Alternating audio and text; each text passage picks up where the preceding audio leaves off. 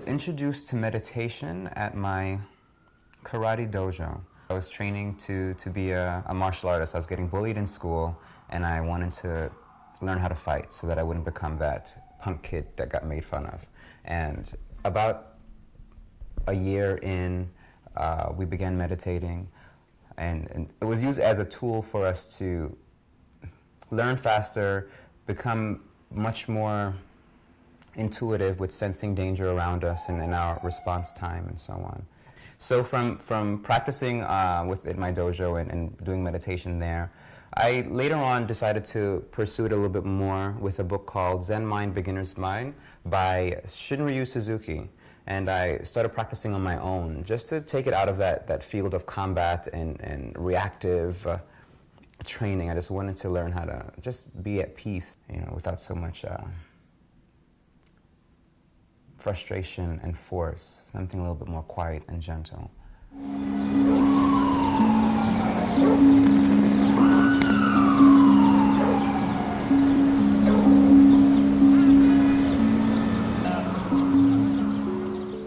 Well, when I came back with the thoughts and ideas, they reacted with more of I was a sore thumb sticking out again, because now I'm coming with something new that they're like, what is that? Is it witchcraft? Is it, these closed mind, dogmatic Christianity? I mean, I love the story of Jesus. I love the living up to that kind of service and compassion. I apply it to my life. What Christianity has turned into has been very damaging for people in the world. So damaging in such a way that they don't even realize that they're being hurt or hurting others. And when given an opportunity to inspect what it is that they have been taught, they're very defensive, as we all are when our beliefs are challenged. So I was again seen by some of my close friends and family, like I was practicing something dark, and I was like, this is not something dark, this is actually how we're going to get over the family abuse, the cycles of abuse that have been happening for years, for decades, for generations in our family, to sit with what the emotion is and to release it and to heal it, and to do something other than read one book and think that all the answers are in there. There's nothing we can learn in life from just reading one book only. It makes us very limited in our responses and how we deal with people. So in the beginning it wasn't received well. It took years for it to sink in.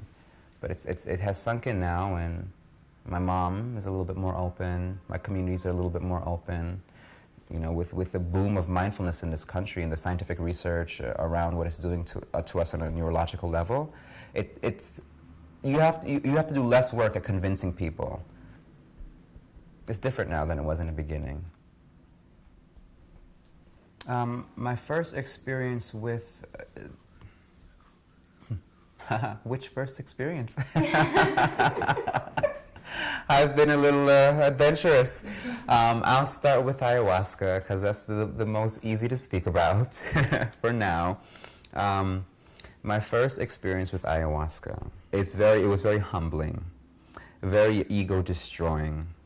Within 3 hours of it, I was throwing up traumas I completely didn't even remember I had, and begging for mercy.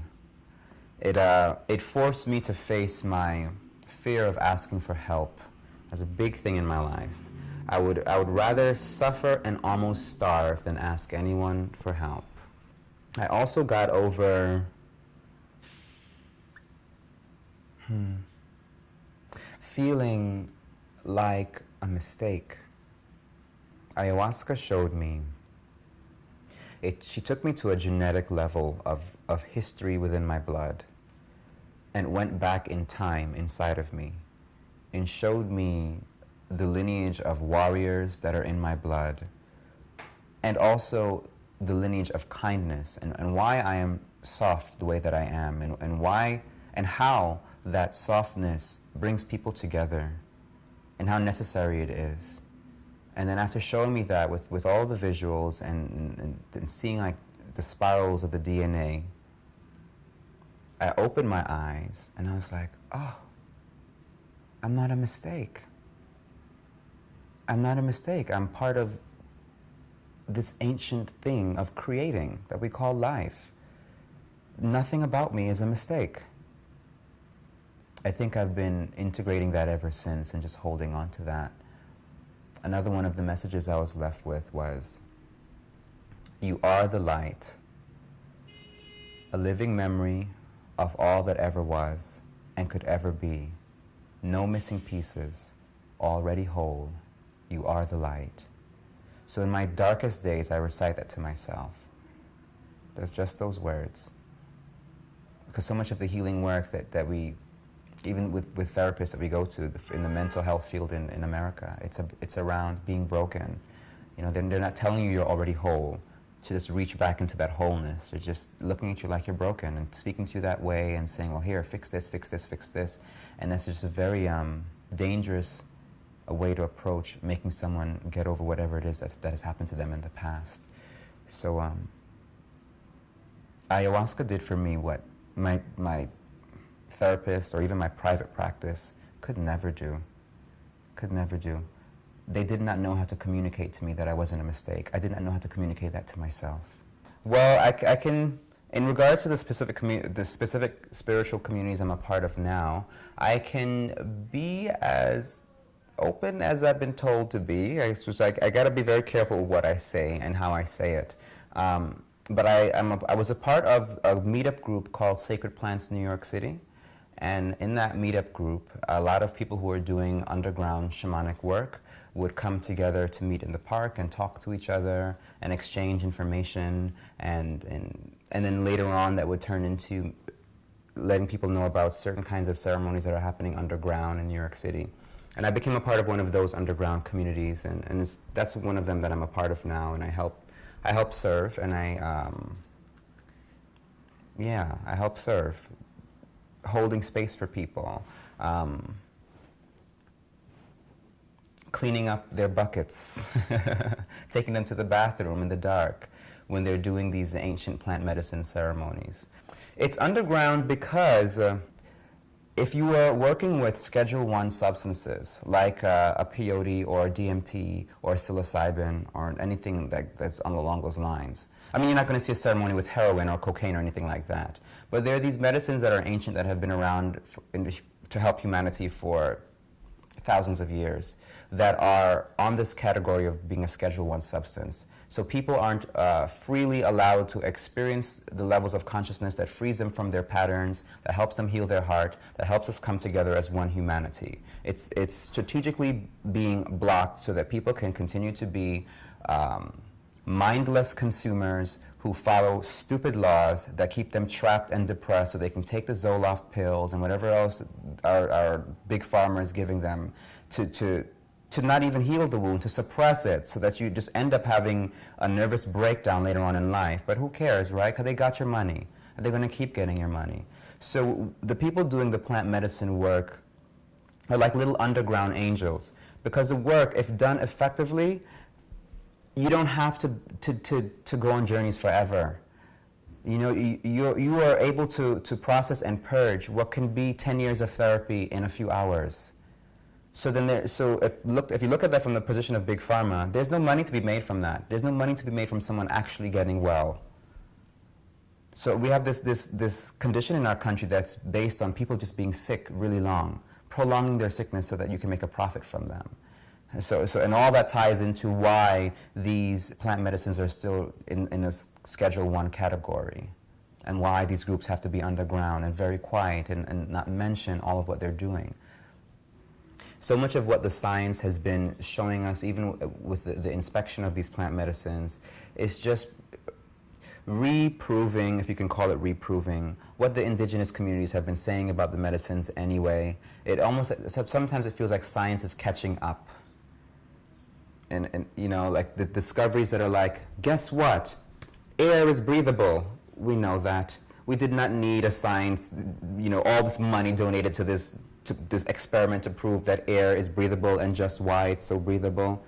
The psychedelic experience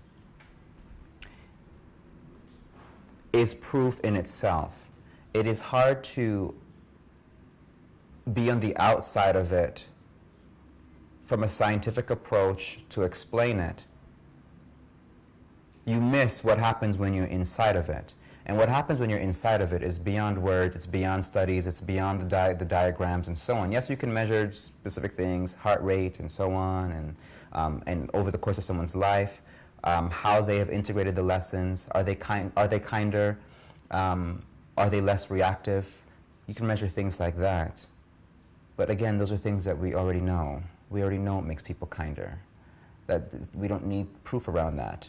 The reason why they're a Schedule I substance is because people already know that they make people want to be in love instead of at war.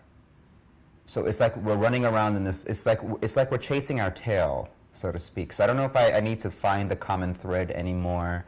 The common thread in everything is love. It doesn't have to be this long journey to find that out.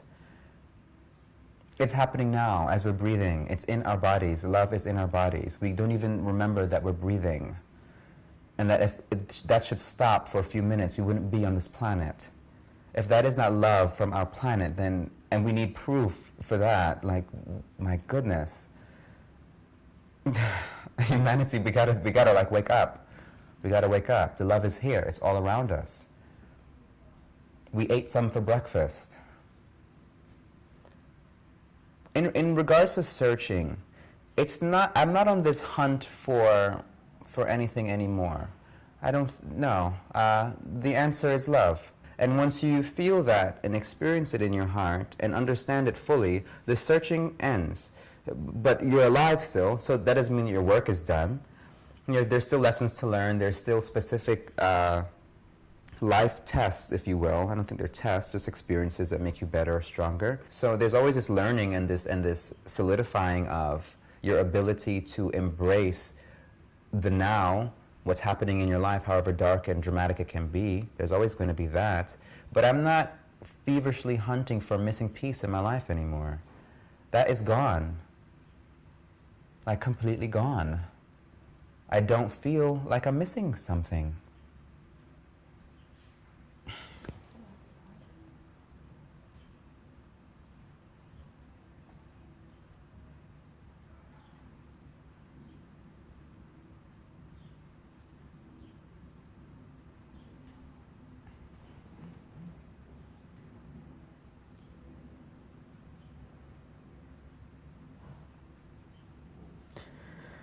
Oh boy.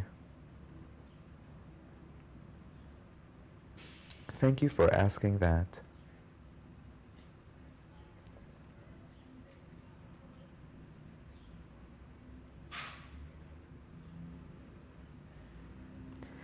It has taken years of my life to feel that way.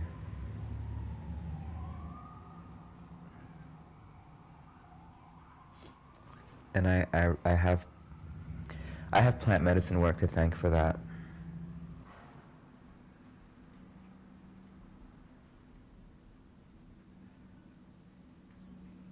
You know, my heart is lighter. And they say that means dreams will start to unfold for you, you know. I guess I'm at the part of finding that out.